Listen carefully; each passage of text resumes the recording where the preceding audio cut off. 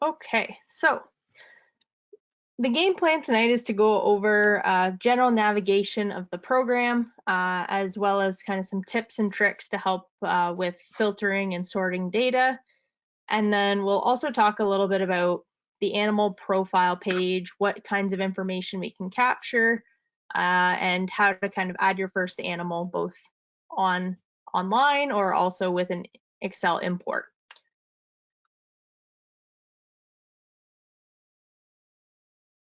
So when you want to log into the program, we of course need to come to the website here. So I've got my welcome email here, and I'm going to put in the website URL. And I was already logged in, so it auto logged me in.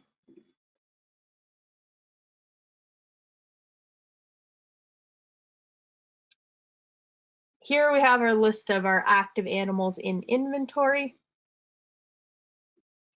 On this page, you can see all of the animals that are currently in inventory. The first tip I like to give everyone when they're getting used to the program is just generally where to find information. So if you're looking to navigate to different pages or events, you want to look in the left navigation bar. So here we have all of our different events. So we have animals, the current tab we're on. We have our animal events, we have our tasks, we have all the different types of event data that we can capture, breeding, pregnancy, weights, scores, etc.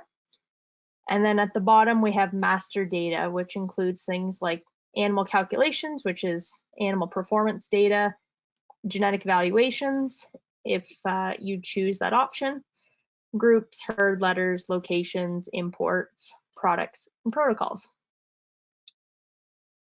Now, while we want to look at the left side if we want to switch to different areas of the program, we want to look at the top navigation bar if we want to actually perform actions. So with the top navigation bar, there's different actions that we can do, such as adding new animals, exporting data to Excel, looking at chart views, etc. So remember, left navigation is to move around the program. The top is to do things with the data.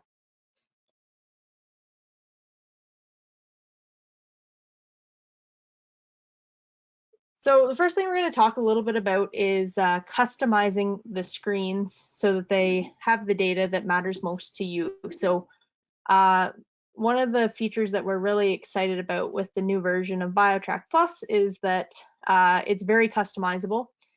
Every screen on the program can actually be changed to have data in a different way that suits you best. So here we're looking at the active animals in inventory. And say I wanted to change my view, I wanted to add some new columns or maybe rearrange things. What I'm going to look for is the Edit Columns button, which is up in the kind of middle right of the screen.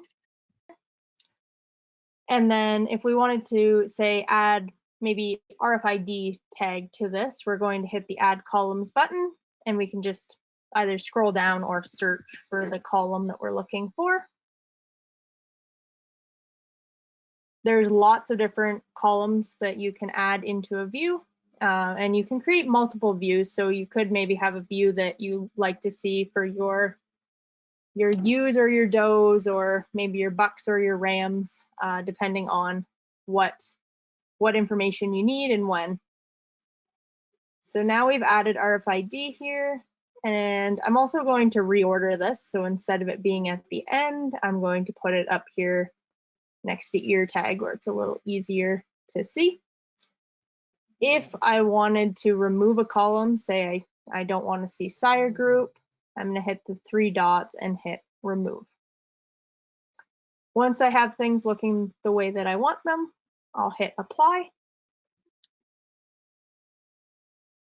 And then the screen will adjust to add in this RFID column. Now, once we have the data the way that we want it, what we want to do next is save this view so that the next time we come to the screen, we can just click one button and it'll have the columns the way we want it, and also any filters or sorting that you've applied to it. So to do that, we're going to go up to the top navigation bar and go all the way to the right. And then where it says create view, just click the arrow next to it and save changes to current view or save as a new view, depending on what you're doing. Save changes to current view is just going to update what you had as your last view. And if I hit save as new view, then it's going to bring this little pop-up here where you can type in a name that describes what data you can see in this view and click save.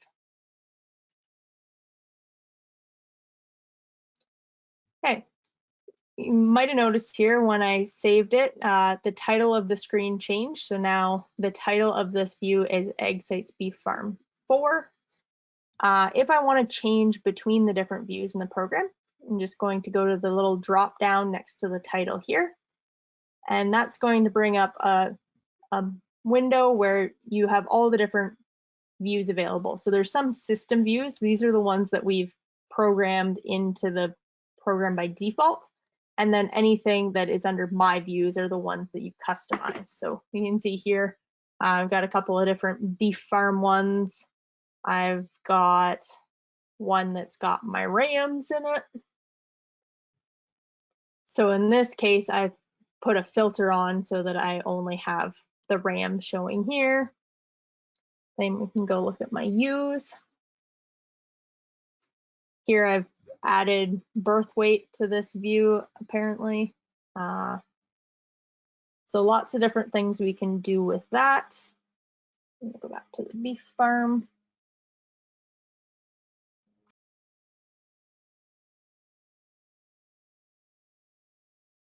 Yeah, so basically, when we want to create a new view, again, the steps would be to pick which columns you want in your view, and then apply any filters or sorting that you wanted. For example, maybe in this one, I want to sort by location. So if I click on the location title, any of the titles here we can sort and also filter data with. So let's sort location alphabetically.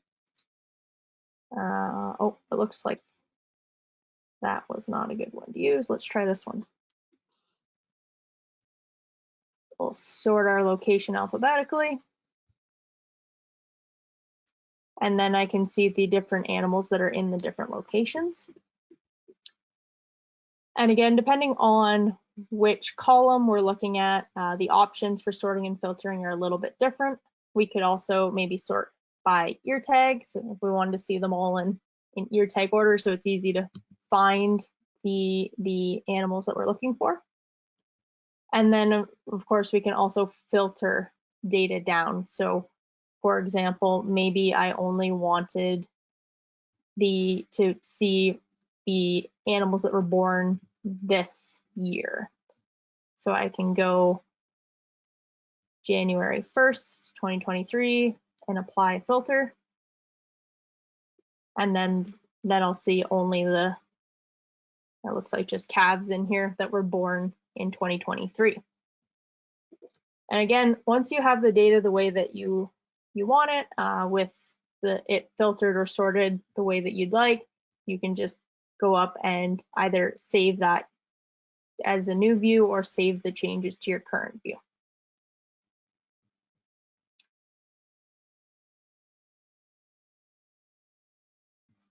Next step, once we have kind of the screens and the data the way that we want, we are able to see some data that's useful for us. Next step usually people want to do is be able to find specific animals to either add events to them or check information and records. So we'll talk about how to search next. So there's a couple different ways that we can search in the program. At the top of each screen, there is this filter by keyword box, which is a global search. So on the animals page here, it's going to search a bunch of the different ID columns so that we can get information. So if we click on it, we can see which columns it's searching for. So it says that it applies a begins with filter on animal ID, bio ID, ear tag, RFID, registration ID, and registration name. So that means if what we type in here matches in any of those columns, we'll be able to find that record. So let's first to start, let's say we already knew the tattoo of an animal that we wanted to find, and we will put in that tattoo. Whoops, I had a filter on here still. Let's clear that filter. There we go. So we can pull up this bull here, 78543F.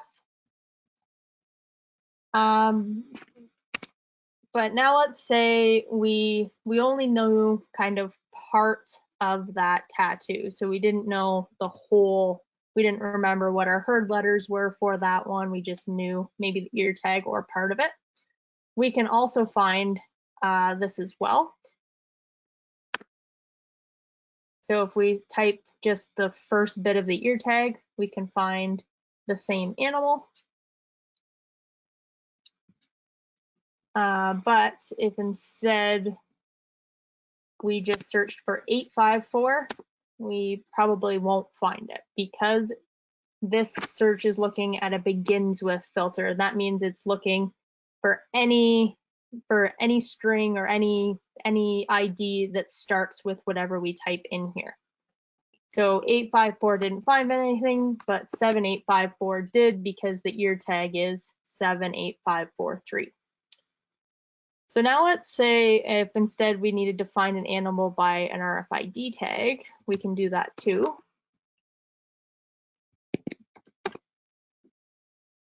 So there in this case, I knew the whole RFID tag. So that's good, that pulled up the same animal. But a lot of times when you're managing animals, you don't necessarily pay attention to the first like 6 digits of that RFID tag. So you actually don't need to know the whole thing in order to find the animal. As long as you remember to use an asterisk at the beginning of it, which is called a wildcard search.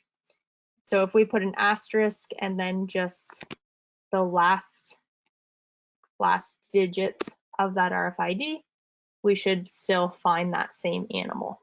Or sorry, that's a different animal, but yeah, you can search by a partial RFID. And same would happen if I even took more digits off. Say I only knew the middle part of the RFID for some reason. So here we have kind of that whole series of RFID tags of the calves all in a row. Now again, if I remove this wildcard, it's not going to be able to find anything because it's looking for a string that begins with that value. The other way that we can actually search for data is to use filters within each column. So we can do the same thing. We can go and look for an ear tag just by clicking on that column, and then I'll select the ear tag I want and then can find that bull again. And you can do that with any of the columns. You can filter by location and sort down that way. You could even say some people have a convention when they're naming their calves. They like to put the color of the calf in the registration name. So we could look for something that contains red. So then we'll see all of the calves that had registration names that have a red in the middle of it.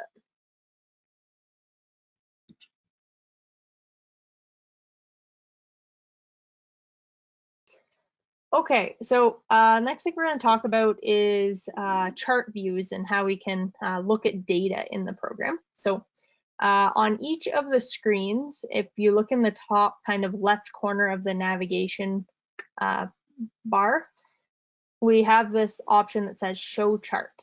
And if you click on that, you're going to see a little window pop out. And this has a bunch of different charts that we've programmed into bioTrack Plus.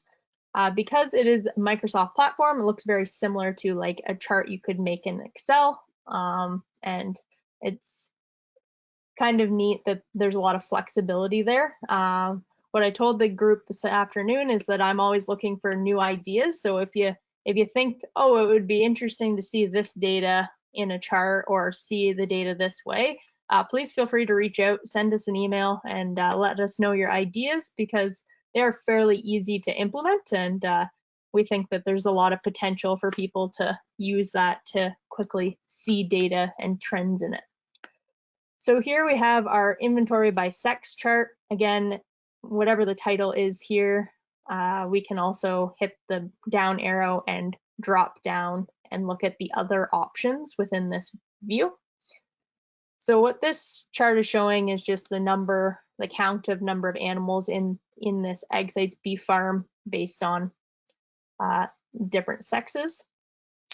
And probably my favorite part about the chart views is that they're interactive. So if we actually wanted to drill down further and go in and see which animals were in this group of 18 heifers, we just need to double click on the bar, and then on the right it's going to filter down. So we went from all of the animals down to just the 18 heifers here. So it just gives another quick, easy way to filter data, and lots that you can do with that.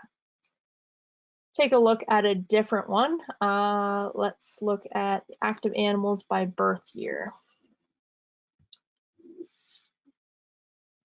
So this one's kind of neat because you can kind of see the distribution of ages of animals that are currently in your herd or flock. And for example, you could then, if you decided that anything born before 2014, it's time to cull, you can again double click and filter down and find out what animals those are. Again, what chart views are here will depend on where you are in the program. If we go over to the left navigation bar and look at weigh events instead, we'll see a different set of options for different chart views. So this first one is just the number of weigh events by month, basically, so you can kind of see how many weights you recorded over time. And then we can look at average weights by year and by group. So here we have the averages of different weights based on the birth year of the animal.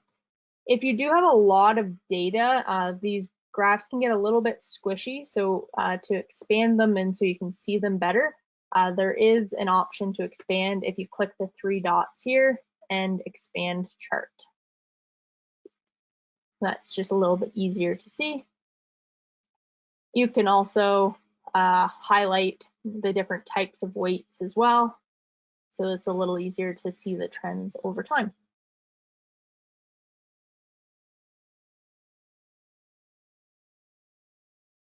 The next thing I wanted to talk a little bit about is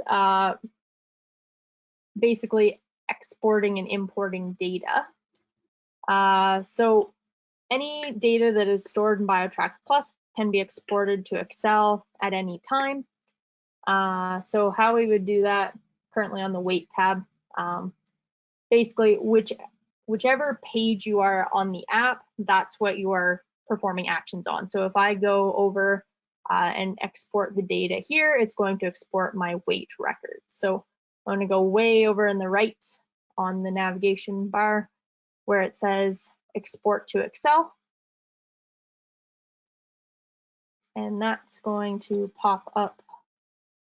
There it is.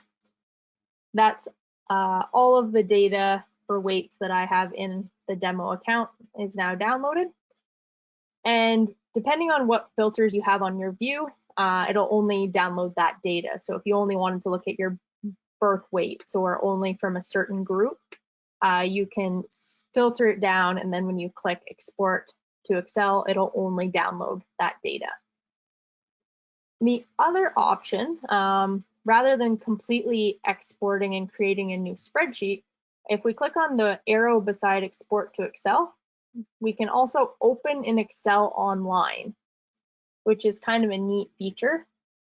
It basically produces an Excel spreadsheet window right in your browser so that you can see the data just as if you're using Excel.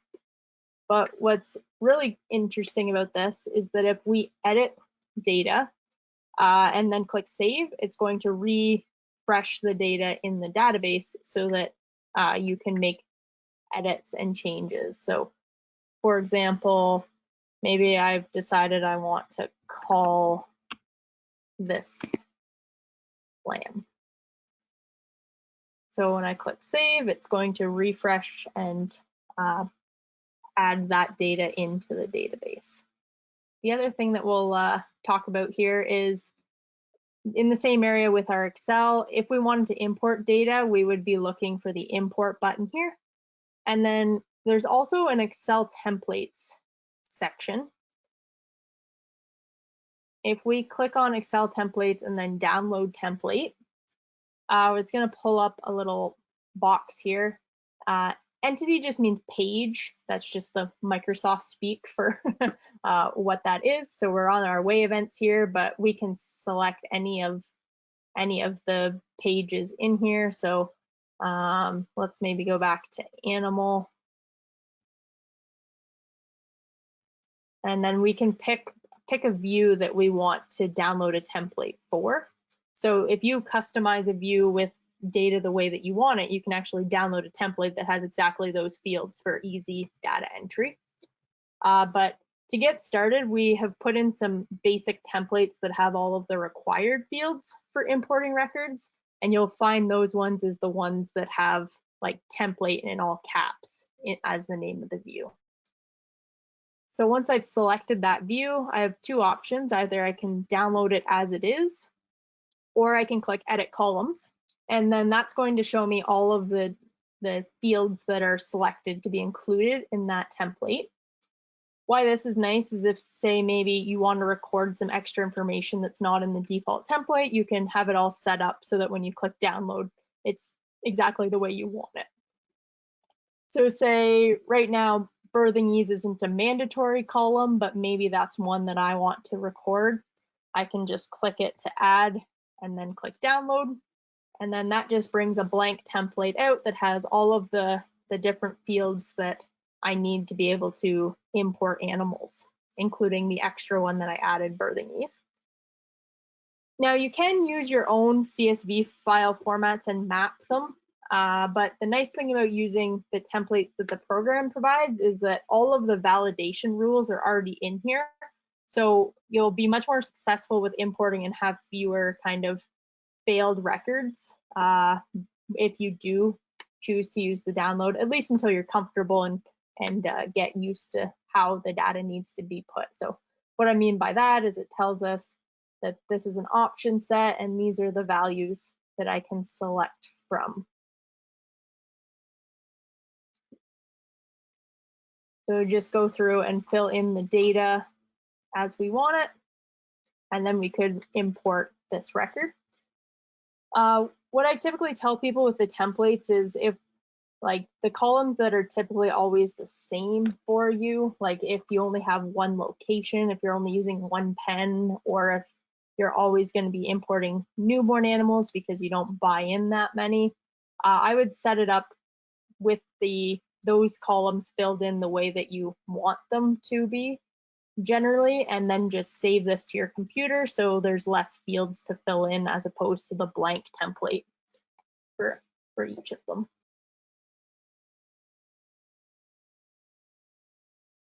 The last thing I wanted to talk about before we get into kind of adding animals, and we'll talk about imports as well, is how to edit data. So there's a couple of different ways to edit data. First of all, let's say if you had data that you needed to change for a group of animals, that it's all the same information for all of them. For example, if you put them in the wrong location and you needed to change all of those animals into a different location. Or say maybe I'm about to put in my breeding records and my K calves are still bull calves and I need to change them to be bulls so that they can be sires. We can use the built-in bulk edit functionality in the program. So just for the sake of example here, I'm going to filter down and look at all of my bull calves. Before I do that, in this specific example, I need to also change the category. So I'm just gonna add that into my view. So now I have my category and my sex. So I'm gonna filter down for my bull calves. And I'm also gonna filter so that it doesn't include my 2023s.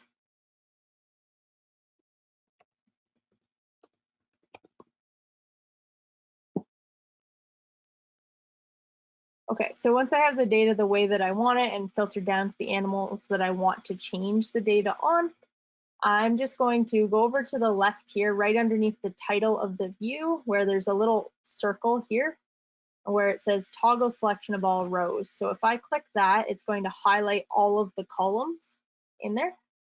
You can also just select manually. So if we unselect, you could also just select a couple if there are only a couple that you wanted to pick. So let's select all of them. And then I'm gonna get rid of this one because, sorry, not that one. This one because I accidentally left the 2023 in here. And then in the top bar here, instead of the options like adding a new animal, we have this new option that says edit. And if I click on that edit, it's going to pull up a new window where I can put in all of the data that I want to change. So in this case, I need to change my category from being a newborn animal to being a mature. And I'm going to change my sex to bull. Now, you do want to be a little bit careful here with making sure you've picked the right animals and you're going to edit the right animals, because whatever we change here is going to change for all of these records. So if you accidentally had some heifers in there and you tried to change the sex or whatever, it could cause you a bit of problem. So just be careful, make sure you're aware of what it is you're about to change. And then once I have it the way that I want it, I'm just going to click save. And then it's going to save the records. It'll take a couple minutes depending on how many records we're changing. And now you see a bunch of the records disappear from that screen because they no longer fit this criteria. If I clear my filter out of here, I'll have all of my 2023 bull calves, and then the 2022s are now set to be bulls instead. Now, the bulk edit tool works well if you want to change the same information for all animals. But if you want to put in individual information, like for example, changing tags or adding registration names or registration IDs, then the bulk edit tool isn't going to be the right tool for that job. Instead, we can actually use the Excel Online that I was showing earlier to make those changes. So again, we're going to go up far right side of our top navigation bar, and then beside Export to Excel, we'll click Open in Excel Online. And what I was doing earlier was just adding some registration names. So let's just do that for example purposes.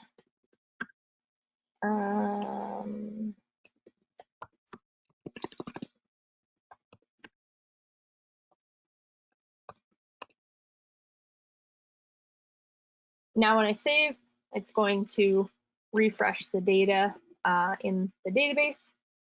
It'll pop up this window that says track progress. So you can either click track progress, which is going to bring you to your import so that you can see the progress, Or you can exit out of this and it'll change in the background, and then you'll be able to see the new data once it's completed. So we go over to track progress.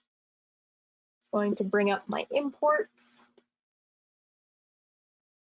And then we had one success here. So this screen shows you the progress of it. It doesn't refresh automatically, so wait a couple minutes and then click refresh. But it'll show you in the number of successes, failures, errors, etc.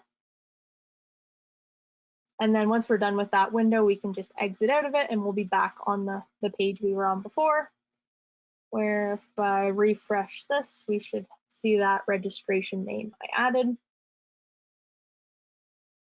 right here.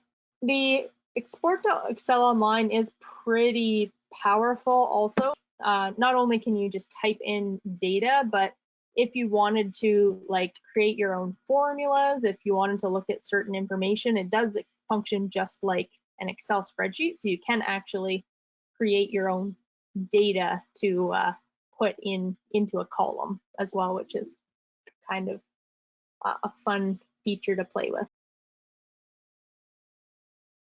We will go and look at the animal profile next. So I'm going to search for, let's see if I remember the tag I want here. There we go. So I'm searching for this specific animal just because this is a demo account. I know this one has lots of information so that we can actually see stuff in it.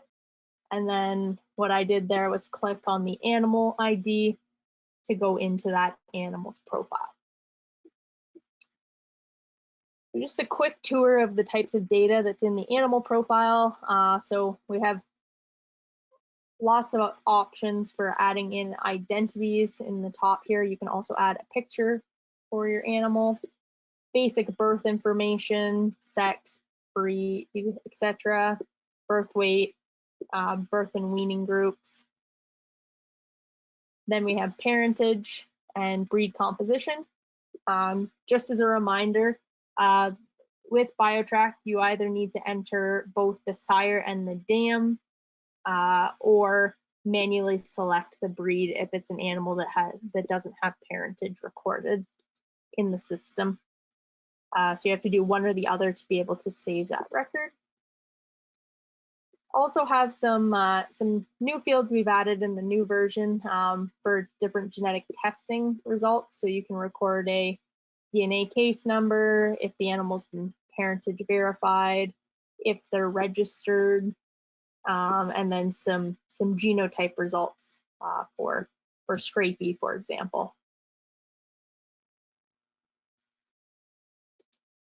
Below that, we have other birth information, and then any scores that were recorded when that animal was born for newborn vigor, etc. The way that the profile is set up, there's different tabs here. So the animal information is going to always be the first one, and then you can click to go to the different areas here. So we can click on animal events, which is a life history for that animal. It has a listing of all of the events that have been recorded for them. If you wanted to see more information about a specific one, for example, I wanted to look at this weight, we're just again going to click on that blue hyperlink. And then we can see the weaning information here.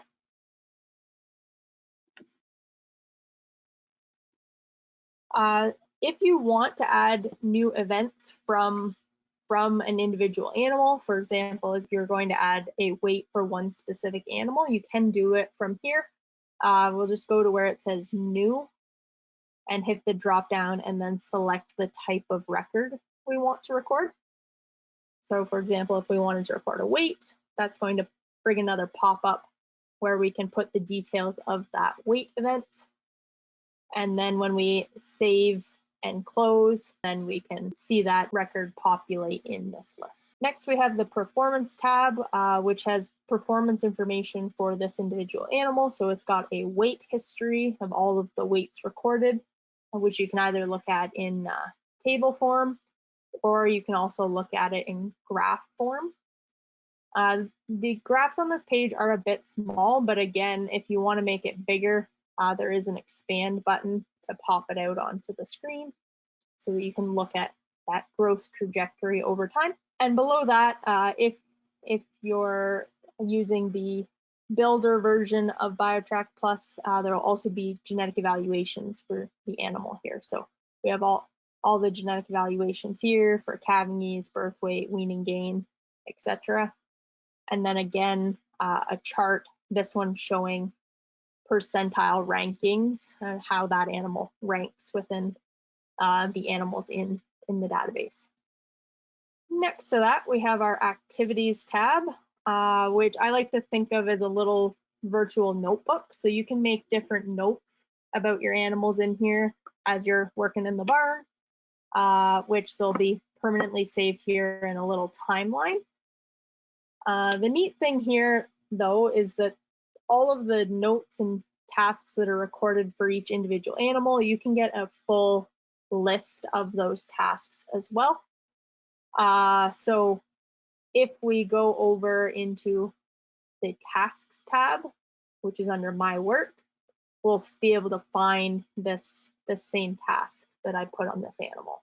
So here I have the task name, call for low productivity, and I have which animal, and then I can also add in this reason column, so I could filter it down. For example, if I only wanted to look at, say, that market animal there, and click that, hit apply, and that would filter down. So this is kind of a nice way that you can make kind of a call list quickly, or like conversely, if you're selling breeding stock and you want to make a note of which ones you're potentially going to sell, you can create a task with a reason here, and then create your own view so that you can quickly pull up all of the animals that have that status. So if I go to all tasks here, you can see earlier I made one called market lambs, and then that's got a nice little list, which again, we can export that to Excel so that we can take that sheet out in the barn if we're sorting, etc., or pull it up while we're doing it on our tablet or phone as well. Next, we have the progeny tab. This is performance information for all the progeny of this bull. And this one has 12. If there were weaning weights, we'd also have adjusted weaning weights here, but this is these are all calves that don't have weaning weights added yet.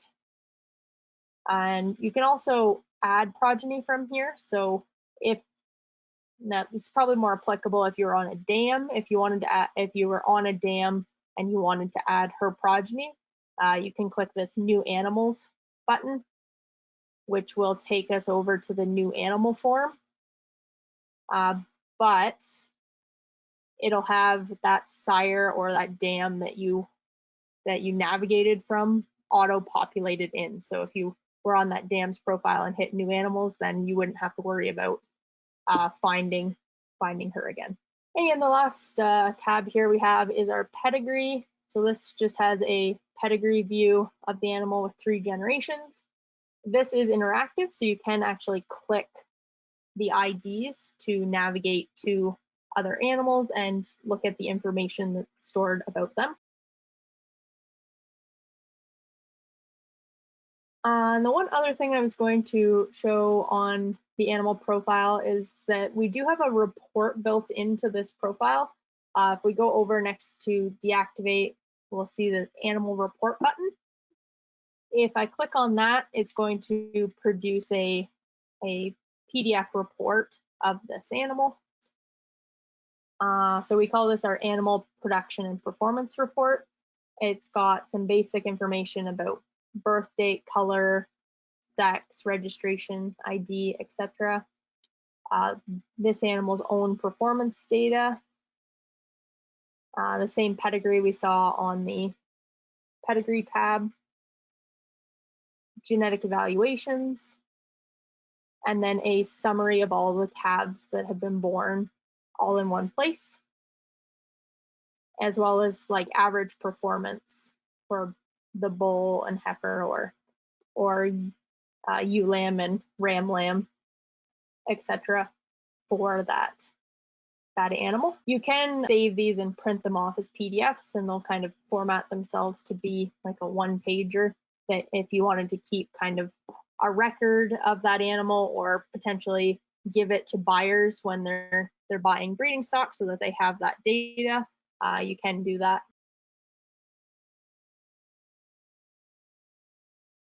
If we wanted to add in a new animal, we're going to go to the Animals tab, and we are going to select new. Remember that the actions at the top here correspond to whatever page you're on. So if you click new here, it thinks that you want to add a new animal. But if I'm on, say, death events instead, and I click new, then it thinks that I want to add a death event. So sometimes that's easy to forget when you're first getting started. So we go back and add in a new animal. Anything that has a red asterisk beside it is a required field. So just basically we'll go through and we will add in some data here.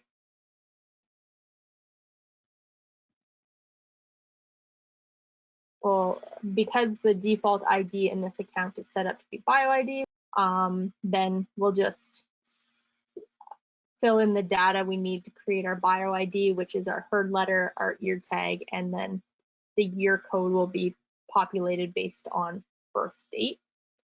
We have to put in birth status, born and raised as, and then we have to find, because it's a newborn animal, we have to find the birth season that corresponds to it.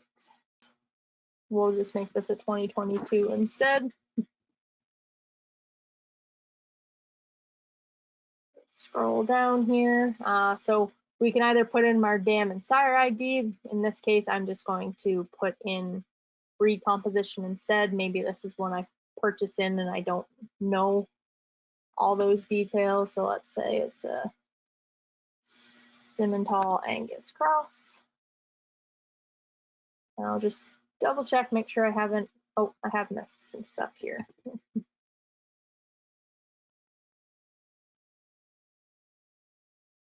And then once you have the basic data in, you just click save, and that'll create that animal's record. If you want to kind of increase your efficiency a little bit, if you've already, you know that the data is right, you can hit save and close, so that way once it saves, it'll bring you right back to the animal inventory list instead. So there's two ways that you can do that. Of course, you can add more data at any point. You just have to have the basic required fields in order to save the record. And then if we wanted to do the same thing but bulk, so I've got some animal records prepared here. So I've got, I don't know, 15 or so animals. What I'm doing right here, I don't know if you guys know this kind of trick or not, but can come in handy when you're creating bioIDs. We can concatenate data together in Excel. So what I did here is I put in my herd letters and then concatenated it with the ear tag and then added in the D for the generation code so that I didn't have to manually enter in all of those values. And then I'm just going to copy and paste this as values so that it gets rid of the formula, and that can save quite a bit of time if you're doing a bigger group, not having to manually put in each one.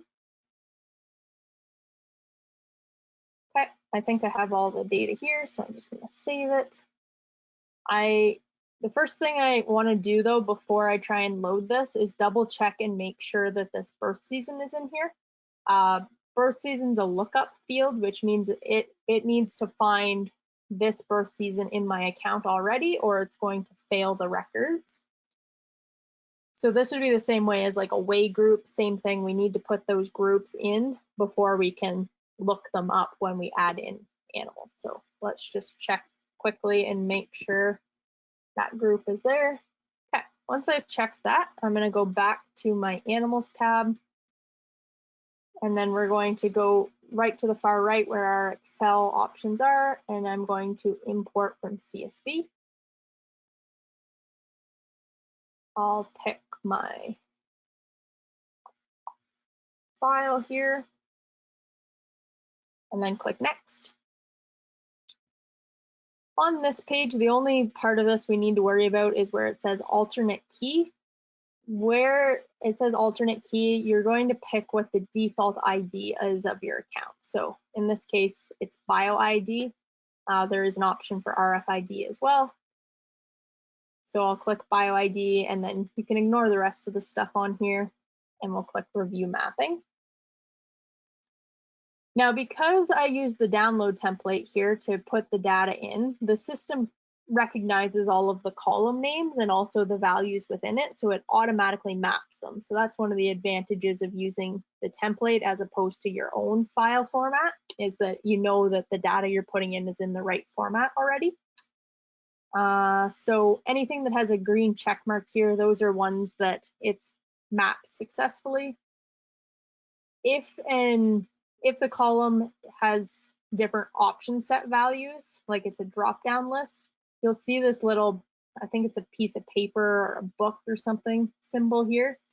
If you click on that, it'll actually kind of accordion out and show you what the values are. And then if they've mapped correctly, you'll see again those green check marks that it knows what it's looking for.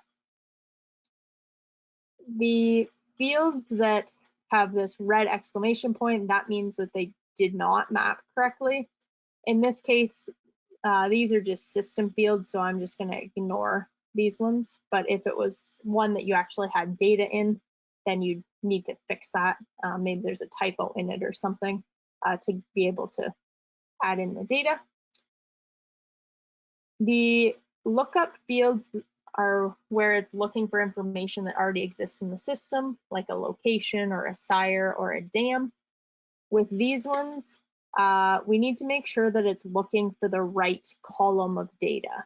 So here for birth season, I'm just going to click the magnifying glass, and we can see it's saying that for birth season, it's looking to the group table or the group page, and it's looking for a group name. Now, I won't go into the details of why this is the way that it is, but group name is the default ID for the group for the whole system. So to make sure that it's unique, it includes your account name in it as well. Otherwise, often people will name their birth seasons like 2023, and so we'd have many of those, and the system wouldn't necessarily be able to tell which one is which if we're looking at the whole database. But because we're looking within our own account, we can just change where it says group name to user group name instead, and then that would just be whatever you had actually called that group. We'll hit OK there. The rest of this is all looks like it's mapped well. So once I'm happy with this, I'm just going to click Finish Import. And again, you have two options here. You can click Done and go about doing other things in the program, or we can click Track Progress, and that'll pull up our My Imports page in its own page. So we'll just refresh and see where it is. So it'll first say when it's first submitted, it'll have that status of submitted, and then it's going to go into transforming. Okay, so I had 14 records in here, 13 of them failed and one was successful. I suspect I know what I did wrong, but let's see what I did here. So if we click on that title of the file, we can actually go in and see the details of it so that we can see there's 1 success and 13 failures. If we go over to the failures tab, we're getting an error that the lookup could not be resolved. What this means is that it didn't find that birth season that it was looking for in there. And just as I thought, I didn't pay attention, and I copied down a number, so it added a value here. So that's a pretty simple fix. I'm just going to go back here, and instead of dragging and dropping. I'm just going to paste it in here, and then I could go and import that file again, and it should succeed. The process for importing anything into the system is pretty much the same. So we can go into our weight events, and we can go and look for the template here for weights.